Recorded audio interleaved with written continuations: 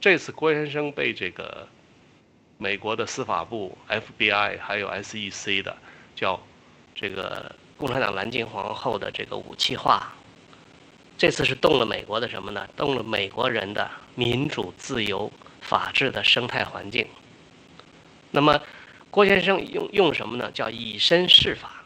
这个试是掩饰的试，就是过去郭先生一直在6年的爆料过程当中，一直强调美国的司法是西方民主的基础，也是西方民主的灯塔。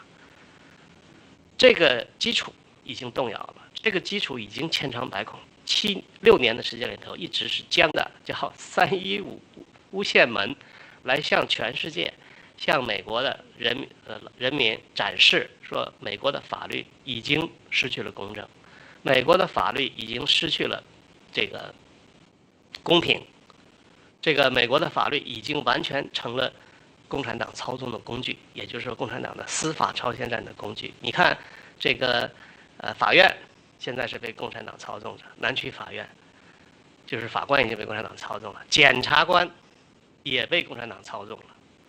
这个叫FBI 就是叫什么呢？政府行政执法部门也被共产党操纵了。相当于什么呢？相当于美国的政府已经完全成了共产党的附庸，成了共产党的帮凶。这就是整个我们一直所称的民主世界、西方的灯塔的美国，他们的整个叫民主基础和平衡基础已经被动摇了。但是美国人没看到。那么这次事件是共产党造的这件事，他的目的不是为了这个，但是他叫做刚才我们文耀女士讲的，这叫逆增上缘。他让美国人这次彻底能清醒，美国的法律出了问题，美国的执法部门出了问题，美国的检察官也出了问题。今天这件事情会发生在郭先生，明天会发生在每一个美国人身上，会发生在任何一个世界上生存的人身上，因为有共产党的存在。这是在这个叫国外，在国内，在中国大陆国内，这项污名化的运动，原因是什么呢？就是说郭先生在6年的爆料时间里头，已经把中共和中国人和中国分离出来了。中共所造的孽跟这个中国人和中国已经被分割出来了。所以美国在立法机构，在国会立法条件下，你看到连他的这个政府工作部门、调查追责的部门，还有这个追责的人，他们的法律术语已经把中共和中国人、中国完全分离出来了。这样的结果是什么呢？就是说中共所承担的罪责不会牵连到中国人和中国身上。但是这是中共最害怕的，这就是他今天为什么他要造这个污名化。他造污名化的原因是什么呢？是让不明这个就里、不懂得真相的中国国人，他们因为害怕郭先生的这个名声而什么呢？而远离新中国联邦，重新回到共产党的这个体系里头。这就是共产党想做的事情。那么通过我们这个6年来的爆料，通过这个共产党这个作死的这个与世界为敌，想这个叫输出共产主义，最后的结果是什么呢？最后的结果一定会什么呢？他这个整个这个叫意识形态的这种矛盾会暴露在全球，让全世界的老百姓会明白他的这种邪恶。但是什么呢？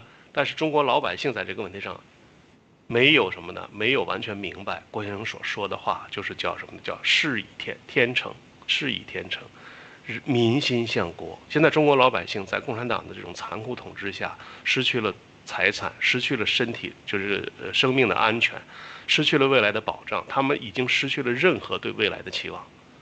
唯一有新中国联邦爆料革命能给这个中国老百姓一个生存之道，一个叫什么逃生的窗口。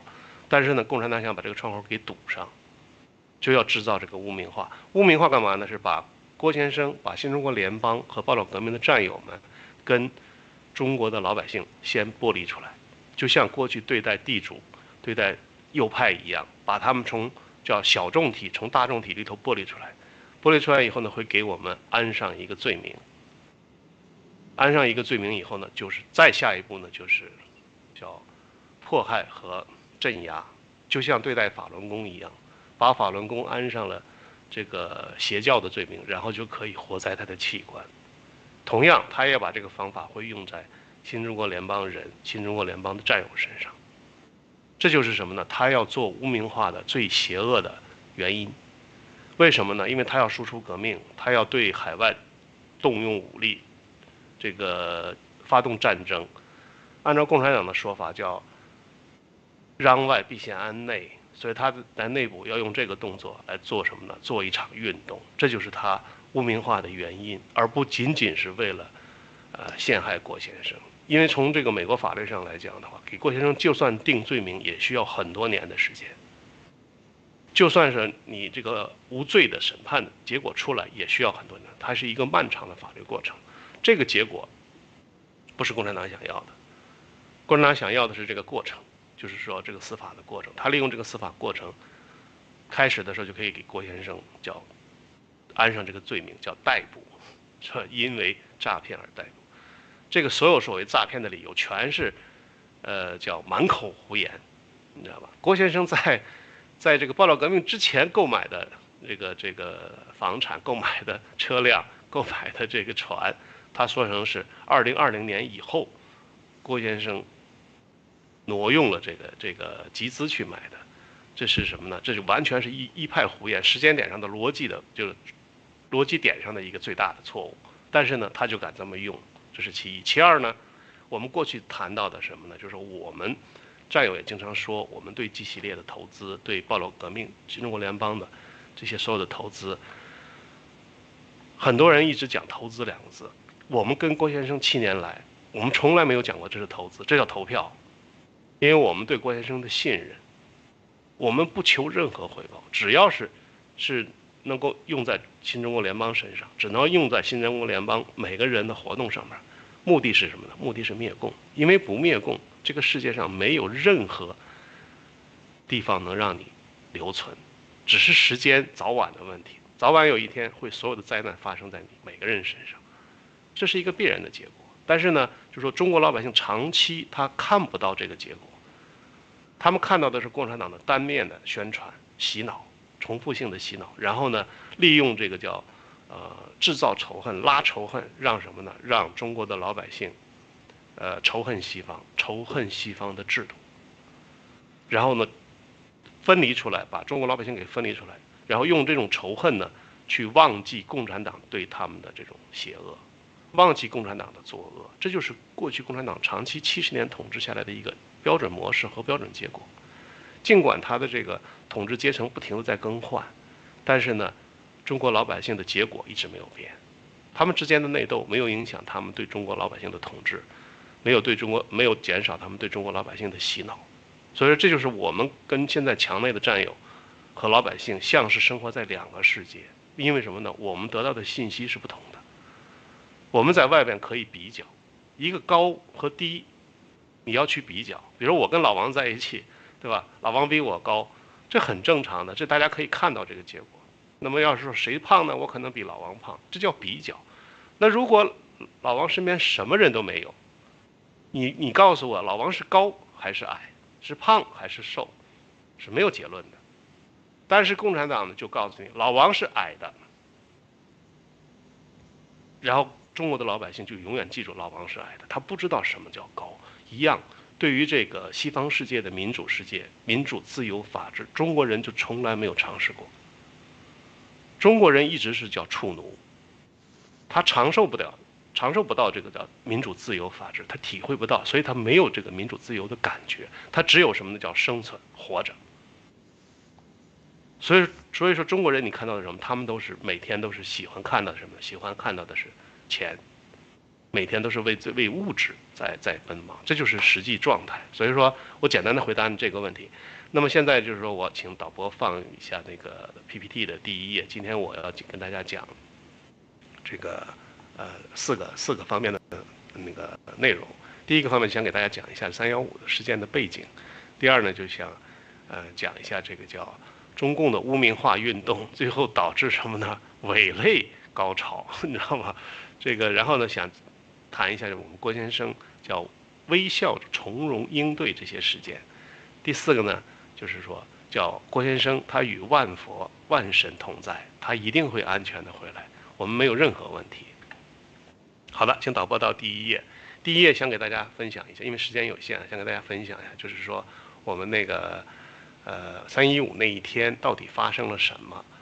我给大家就是说用这个叫什么呢？用这个简单的语言给大家一块儿分享一下吧。首先一个大家看到的是叫 NBC 的纽约 NBC 的报道，他说什么呢？他说这个联邦调查局 FBI， 就是我们常说的，在这个郭先生所居住的这个叫雪梨酒店公寓叫逮捕了郭先生，所以他用的这个词就是一个违法的词。第二一个呢，就是说这个叫FBI 特工开始搜查郭先生的公寓，然后呢，这个发现这个叫什么天花板上的一个叫灯具冒烟，所以就打了这个911，这就是说他所说的这个叫火警的所谓的说法。那么大家也看到了这个 PPT 的右边这张照片，看到了这是雪梨酒店火灾的整个的场景。那它绝对不是一个灯具冒烟的问题。郭先生在那儿住了7年，对吧？我们看直播看了7年，也没冒过一次烟。为什么 FBI 去了以后，把里边的工作人员和郭先生带走以后，就冒了烟呢？所以这里头一定是有一个非常蹊跷的东西在里头。所以说我们就说，这个冒烟的原因只有一个，很简单，就是郭先生家里一定是放了让他们既不能拿走又不能放下的东西。所以说呢，只能一把火给烧了。那么，所以这是一个让黑警们宁愿背负破坏证据现场的这种指控，也要拼命隐藏的东西。所以说呢，通过这件事情，这个小小的火灾就用另外一个侧面证明了，就是共产党，和共产党沆瀣一气的美国执法机构，就敢公然在这个光天化日之下叫造案。销毁证据，破坏这个私人财物，这种做什么呢？做出来直接违法这个过程，让什么呢？让全天下人都可以看到，而媒体呢还替他掩盖。所以说在这个条件下呢，就是说我们刚才文耀女士已经严正的提出来了要求，就是说要向所有造成郭先生人身伤害、精神伤害、财富损失的这些机构要求赔偿，要代表我们新中国联邦人对所有的这些机构、政府机构、媒体做出的这种什么呢？做成对我们的这个精神的损害、财富的损害和这个人身的损害要提出赔偿。所以我们是坚决支持我们那个农场主和我们农场联盟提出的这个要求的，我们是举双手赞成。同时你也看到什么呢？叫他们对这个郭先生的指控，司法部、检察官还有这个 SEC 对郭先生的指控，全部都是谎言，没有一句话是真的。所以说呢，这个我们所有的这些战友，新中国联邦的这个人，没有一个是郭先生的受害者，我们是郭先生的兄弟姐妹，是郭先生的朋友，是郭先生的亲人，我们没有受害。所以说呢，这个叫被中共武器化了的这个美国司法部 FBI 证监会，他们是施害者，他们是对郭先生和这个新中国联邦人的施害者，所以这就是我们要提出来索赔的原因。然后呢，我们的投资就是我刚才说的，是投票，是赞成跟随郭先生要灭共的这个行为和决定，而不是什么呢？而不是说我们要求有什么回报。但是郭先生给了我们很多的回报，尤其是 GTV 给了我们很多的回报，尤其是 GTV 他从集资，用自己的钱创建的这个企业。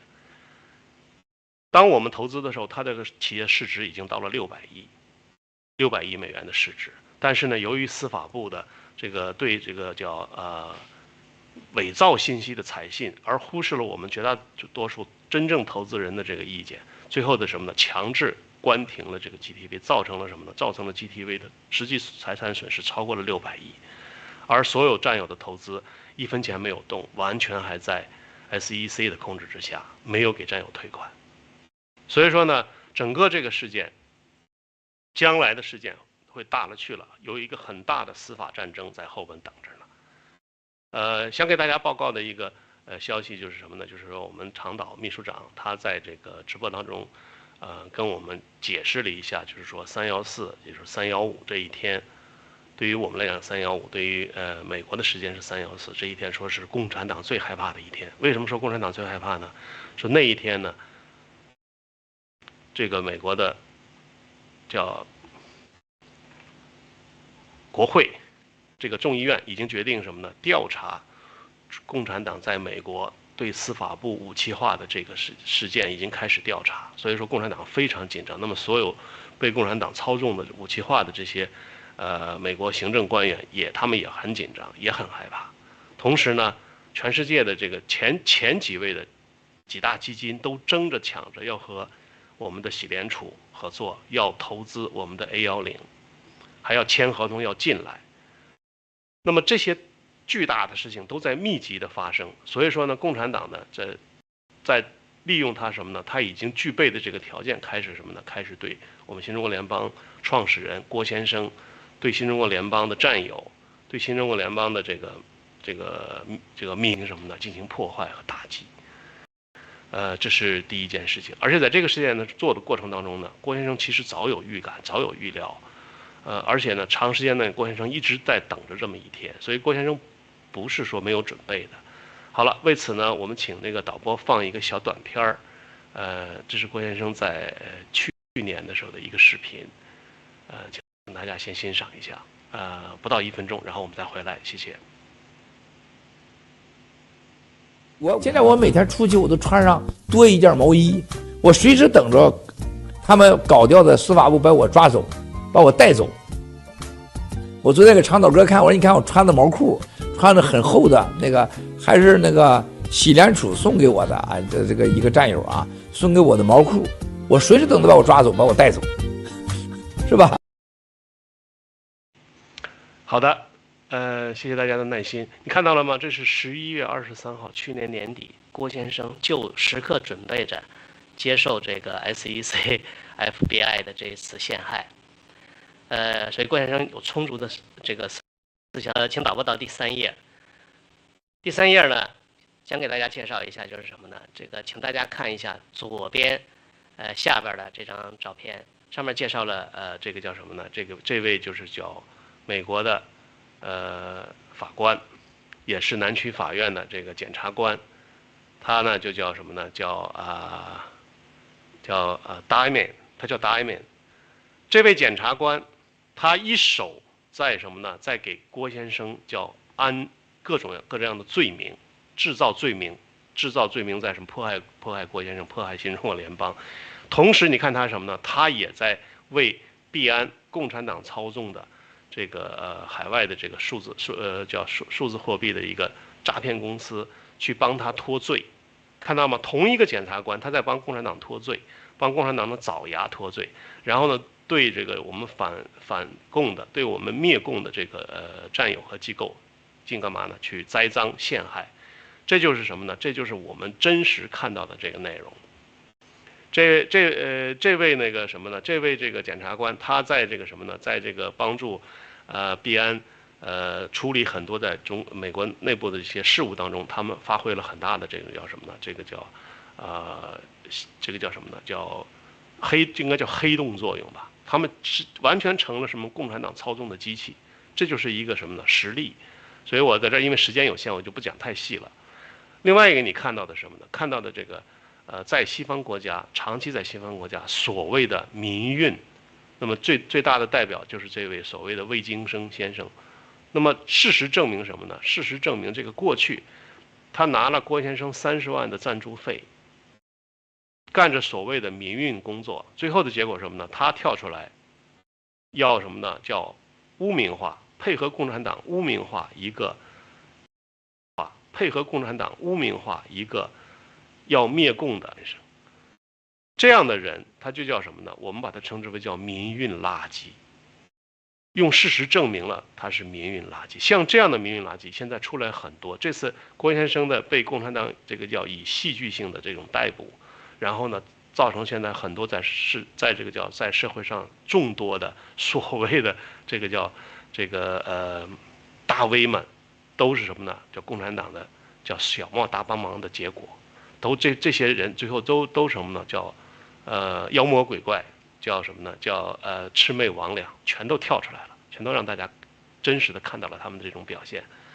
同时呢，我给大家介绍一下，就是说在这个江泽民他的一个去年年底的一次开会上的一个总结上，他讲了一句话，说呢，他说这个啥呢？他说这个谈到共产党的这个统一战线，他说共产党的统一战线分内部和外部两大部分，分公开和隐蔽两大部分。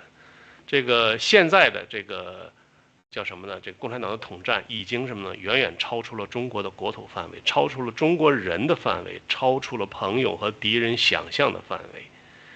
这个被我们，也就是被共产党流放到海外的那些反华分子，虽然蹦蹦跳跳，但都跳不出我们的如来佛手掌，生杀大权就在我们手里。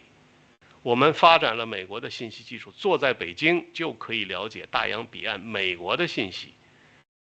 这就是什么呢？这就是给了我们一个叫什么？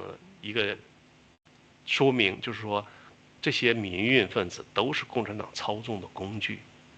行，我把时间简单介绍到这儿，现在把时间交还给我们那个文耀战友，谢谢。好，谢谢庞果先生精彩的分享啊。对的，战友们，我刚刚看到有这个战友们在留言里回复啊，说七哥刚刚更新了盖特，实际上呢是这个咱们把七哥的这个新歌叫《微风细雨》。刚刚发出来，等一下我们会在节目里马上播放给大家分享。感谢这个庞果先生精彩的分享啊。我们在七哥没有回来之前，我们会一直全联盟全球战友一起接力，等待七哥的大直播是不会停的。那么这个庞果先生每日的精彩分享呢，也是会在我们德农的这个美东时间呢早晨8点到9点我们的时间段，也就是这个我想是柏林的13点，那就是北京的晚上的8点到9点的时间段，我们都会庞果先生会常常出场来跟大家分享。那么好，现在我们还有差不多5分钟的时间吧，请嘉宾我们再来一圈分享好不好？王国栋先生，王先生，我刚才看到有很多这个战友们在给你留言啊，当然我们今天讲的是七哥的话题，来老王开一下麦，好的。表姐，你叫我老王就行了，你这个一叫名字吓一跳啊！见外了，好，老王请。好，这个好我讲讲这把火啊，讲讲这把火，因为这把火咱们战友前面有讨论说这个楼啊，但是我从另一个角度看啊，美国如果现在没定论是谁放了这把火啊。那么，但是在着火的当时着火是 FBI 的探员在现场，那么咱就是比如说是 FBI 的探员啊，跟他们有关系。那么咱首先要想想，FBI 的探员是不是美国，不光是美国，是全世界精英当中的精英啊，他们比谁都懂法律啊。如果是他们出手干的这个事儿，那么咱就会联想到，你在中国老杂毛可以直接没收，把盘古没收掉，把盘古的龙头变成龟头。那么在美国怎么样？你跑到美国，我没收不了你的房子，我给你烧了，我把你的风水给你破了。七哥以前做直播的时候讲咱那个18楼的风水在这个曼哈顿这个重要的位置，应该是这个非常重要的位置。那如果是按照老杂毛的意思，咱没收不了，给他破了，把风水破了，把他赶出去。那么咱可想而知，能做这样的事，这个 FBI 的探员在付出多大的代价？而且咱也想想，这个老杂毛和这个美国的公检法咱就简称公检法吧。当时陆克那个意思说，这个 FBI、SEC 还有这个税务国什么税务局是我们那个意思，就是我们家开了，我们说了算。你想想是不是和咱在中共国一样啊？公安局是咱家的，我觉得是一个意思啊。这个也是对咱们爆料革命啊威胁到不单是威胁咱郭先生啊，威胁到给咱们这个爆料所有参加爆料革命的战友们啊一个这个威胁。好，谢谢老王的个人分享，非常感谢啊。的确是的，这把火呢真的是非常的诡异啊，我们都存疑。那么我们就像刚才这个盘古先生跟我们分享的，爆料革命就是一个照妖镜，里里外外、上上下下，把全球人的智商以及你的这个基本做人的道德以及你的尊严照个干干净净。这一场革命就是一场大浪淘沙，我相信留下来的都是金子。好，一直在关注战友，请你最后分享一下，谢谢。好的，谢谢文瑶姐。其实我们今天能站在这儿，不是说我们讲的多么好，我们就是站出来投票，七哥等你回来。好，我就到这儿。好，简洁明了。对，七哥等你回来。来，帅哥教练请，谢谢。好的，谢谢文小姐。就是刚才听盘古大哥分享以后呢，我就想，这次共匪的这个行动呢，它肯定就是说不是说一拳，它肯定是一套组合拳。然后在与此同时呢，我也希望墙内的战友也是更紧密的能联系农场，一定要跟农场紧密联系。然后那些没有加入农场的战友呢，一定要在这个时候。赶快加入农场，因为我们都能看到，共匪在灭亡的时候，他一定要竭尽全力的带走一大批人。七哥想做的就是能救一个就是一个，能多一个兄弟姐妹被救，就一定竭尽全力去做这件事儿。所以我希望大家不要掉队。这个时候有很多，比如说 A10啊、洗币啊，都可以参与进来，保命、保财、报仇，我们一起等七哥回来。谢谢文小姐。好，谢谢教练。正好呢，就着教练这个话，我往后再加2句啊。一个是呢，这个 A10呢是我们这个新中国联邦一个金融的诺亚方舟。那么投资 A10，你就是投票，因为就代表你的态度。钱在哪儿，人在哪儿，而且钱是跟着人心走的，这个是人性，是不可抹杀的，这是一点。还有呢，就是我们也想呼吁全球的战友们，法治社会是灭共的基金。法治社会，如果战友们有意愿更加一把火，大家积极捐款。好，那么还有就是在全球这个反华浪潮来之前，还观望的人，希望你能够加入农场。加入农场，你就多一份安全；加入农场，你就可以与中共这个万恶的邪恶党，你可以与他划清界限。好，最后的1分钟，我们交给盘古先生，看还有什么话跟战友们分享吗？谢谢。好的。谢谢这个我们这个叫什么呢？这个农场平台给了我们这个机会，想把我们这个什么心里想说的话，跟我们屏幕前的这些同胞们讲出来。就是说，这个你们要学会对比，要学会什么呢？要学会获得不同的信息，不能停留在共产党的这个叫单一的信息范围内。这个永远不知道什么是危险。所以说呢，要通过对比，要让自己找到什么是正确的。所以欢迎你们到农场来，到这个新中国联邦的媒体上来看一看，这个想一想，思考一下，对比一下，什么是对的，什么是逻辑，找到什么是你的这个安全，什么是你的财富，什么是你的自由。还要为你的后代想一想，共产党的罪恶会什么呢？会把中国国人未来的几代人拖入灾难。跟随郭先生是唯一这个正确的道路，唯一英明的这个选择。这个被共产党污名化的，大家都知道，在中国范围内都知道，被共产党污名化的都是正确的。希望我们国人能够什么呢？能够睁开眼，明智，然后什么呢？识真假，辨善恶，这是最重要的。谢谢。好的，谢谢盘果先生。那么现在呢，我们这个农场专场的节目马上就要进入尾声了。最后呢，想跟大家再分享一首这个由咱们秘番的白夜战友为七哥唱的歌曲，叫《真的好想你。那么我们把它制成了 MTV，也是因为这一首歌此时此刻真的代表我们所有战友的心声。在这首歌之后呢，我们来给大家分享七哥刚刚上的新歌《微风细雨》。好，那么我们在这里就跟大家说再见了，下面的工作交给我们的导播 Yannick 辛苦你了。好，战友们，我们再见，谢谢。小姐辛苦，潘武强，谢谢各位，再见，北美教练，喂。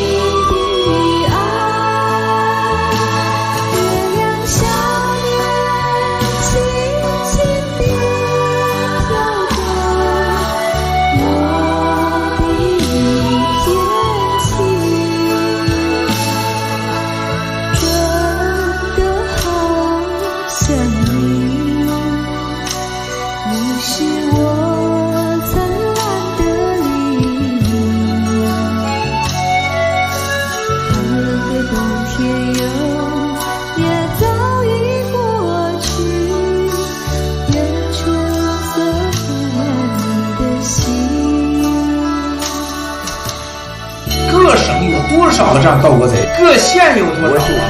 各镇有多少啊？国因家而存，国因家而生，国是家庭的服务机构。只有一个新中国联邦，他们知道跟共产党不是一伙的，没有任何人可以说跟共产党不是一伙的。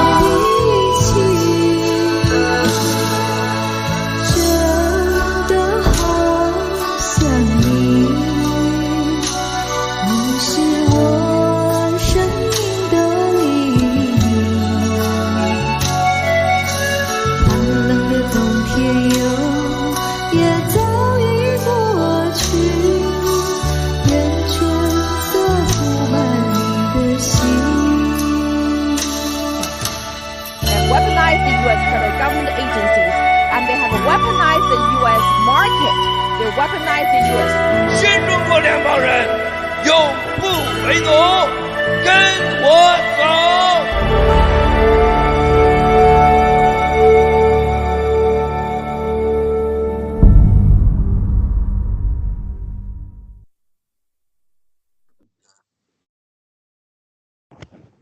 Hello， 全球的战友们，大家好。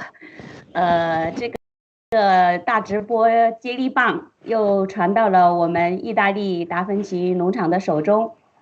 24小时之后的今天，我们又和大家见面了。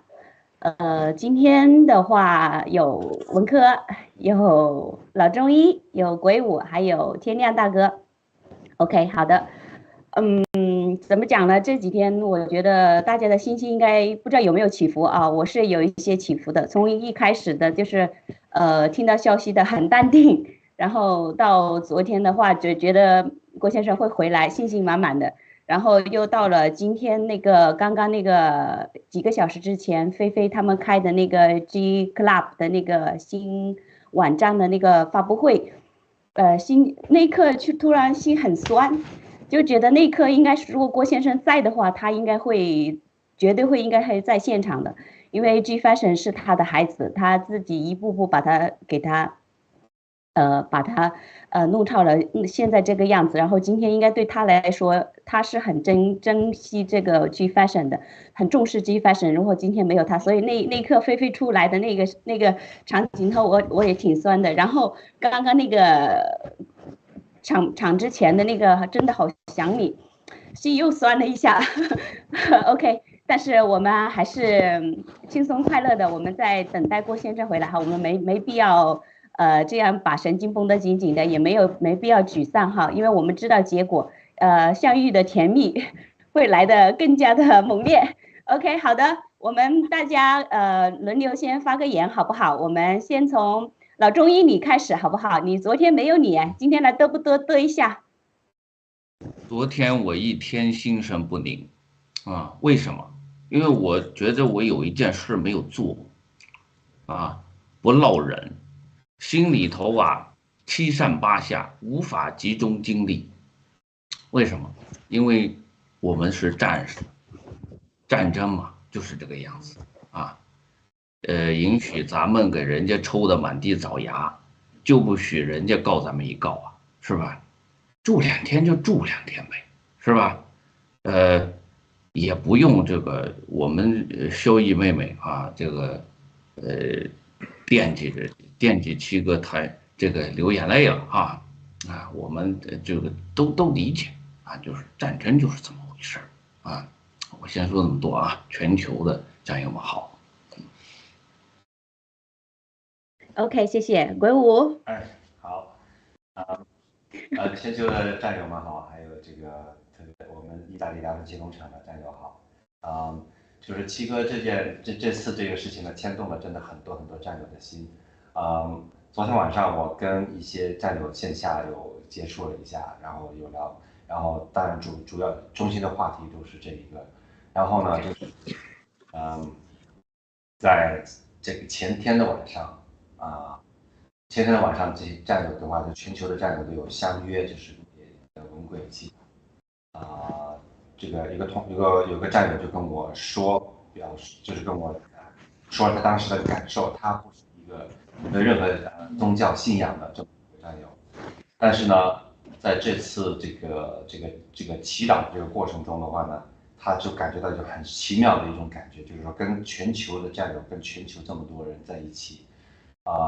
为七哥祈祷，他感受到一种很强的力量，这个新的力量是相当的巨大。那么这个这是一种就是我们这个战友啊，就是这种心相连哈，这个我们这是证明看到了，就是所以大家在一起的话，就是一聊天的话，就感觉到战友一种互相抱在一起这种感觉非常的好，非常的美妙。对。就是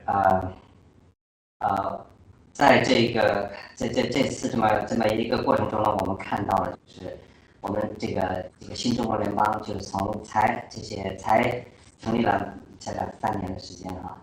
那么就是说从我们一开始其实我们很多时候都是分散的作战，现在慢慢就成了体系了，即使在7哥不在这几天里面，我们这些全联盟、全新中国联邦的各个部门都运作得非常的井井有条。就是说我们已经走向了成熟，已经这个是什么呢？这是共产党最害怕看到的事情，就是我们一切都在有条不紊的在往前推进，所以共产党这么害怕，所以他们就要出招了。出招了，其实他们也伤不了我们什么，也就是就是想做一个污名化而已嘛。那我们马步已经扎好了，就来吧。好，我先说那么多。OK， 好的。这2天晚上的话，我都半夜如果醒来的话，都会看一下手机，看一下我们那个 Discord 的有没有最新的消息。好想那个消息能够蹦出来，然后说，哎呀，郭先生回来了。文科。好的，战友们好啊，主持人好，我们全球的华人们好。我觉得啊，这1、2天啊，我们大家其实看到了很多的东西啊，也是看到了我们爆料革命这么一个大家庭凝聚在一起啊，我们有一帮的有共同信仰的战友在一起，无论发生什么事情，无论发生再大的事情，我们都会紧紧的团结在一起，团结一致。那么我们也看到了中共搞这么一出，他的目的啊，无非就是想摧毁啊七哥的信誉，瓦解战友们的斗志，削去我们的信心，对吧？等知道七哥，我们看到这2天这些视频啊，七哥以前的这些视频，他其实早就已经安排好了，给中共啊布了一个大大的一个口袋，让他们钻进来，对吧？早就已经做好了这么一天的到来的这个准备。那么我相信七哥一定会啊凯旋而归。那么我们战友们在这个时候，我们就把我们自己事情做好，把我们农场所有的战友给服务好。那么在这样一个时候，我们肯定还是要这个希望就七哥能够在里面啊平平安安啊为他祈祷，谢谢。OK， 好的，谢谢文科哈。天亮兄，全球战友们好，我不说了，你们说吧。OK， 就说完了。OK， 你酝酿啊，多说几句啊。按意大利时间来算的话，今天的大直播已经3天了哈。我动不动我就有时间的话，就把那个大直播那个开在那里，然后的话，有时候就会看下面的留言。因为我们自己亲身参与大直播的感觉是会不一样的，就是可以看得到大家都会在很辛苦哈，台前幕后的这些战友们，看不见的战友都在服务于这场大直播，但是呢，有时候也会看到一些跳过去的留言，其中有一个留言我还是蛮有印象的，他说，你们这种大直播还确定有没有意义啊？然后那个我也觉得可能是个，或者是个水军啊什么的哈。然后那个后面是个加了 V 的一个战友，然后那个后面是个加了 V 的一个战友。我不知道他可能也没有说什么坏心啊，或者是怎么样哈。